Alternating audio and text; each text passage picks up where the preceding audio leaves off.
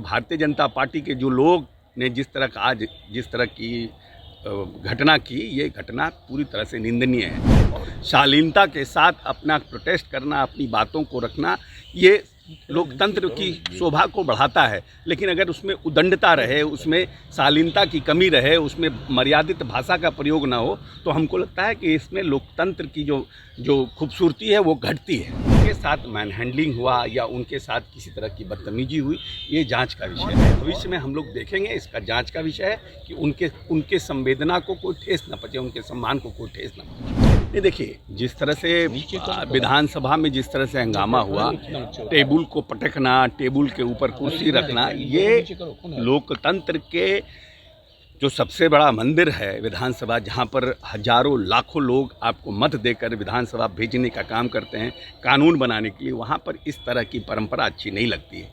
और भारतीय जनता पार्टी के जो लोग ने जिस तरह की घटना की, ये घटना पूरी तरह से निंदनीय है। और कोई भी पॉलिटिकल पार्टी हो, किसी भी पार्टी का कोई भी नेता अगर इस तरह का शालीनता के साथ अपना प्रोटेस्ट करना, अपनी बातों को रखना, ये लोकतंत्र की शोभा को बढ़ाता है। लेकिन अगर उसमें उदंडता रहे, उसमें शालीनता की कमी रहे, उसमें मर्यादित भाषा का प्रयोग ना हो, तो हमको लगता है कि इसमें लोकतंत्र की जो खूबसूरती है वो घटती है। गलवान घाटी में जो शहीद पिता की जो वैशाली में, मतलब कोई अपने बेटे के लिए क्या स्मारक नहीं बना सकता? सर, बिहार में देखिए, दो बात है, ये बात को जाना चाहिए। अभी तेजस्वी जी भी विधानसभा में इस बात को कह रहे थे कि जब वो घटना घटी थी तो तेजस्वी यादव जी विपक्ष में थे और वो वहाँ पर गए थे, क्योंकि वो वैशाली का उनका जिला का मामला था। और वहाँ पर जाकर के उन्होंने ये घोषणा की थी कि हम यहाँ पर अपनी पार्टी की तरफ से स्मारक भी बनाएंगे और गेट भी बनाएंगे। परंतु उनके परिवार के लोगों ने ज़मीन देने में उन्होंने कहा कि ये ज़मीन पर नहीं बनाइए, बगल की ज़मीन पे बनाइए। वो ज़मीन सरकारी ज़मीन है और वहाँ पे दलितों का बसेरा है, तो निश्चित रूप से वो ज़मीन पर कहीं ना कहीं डिस्प्यूट होगा।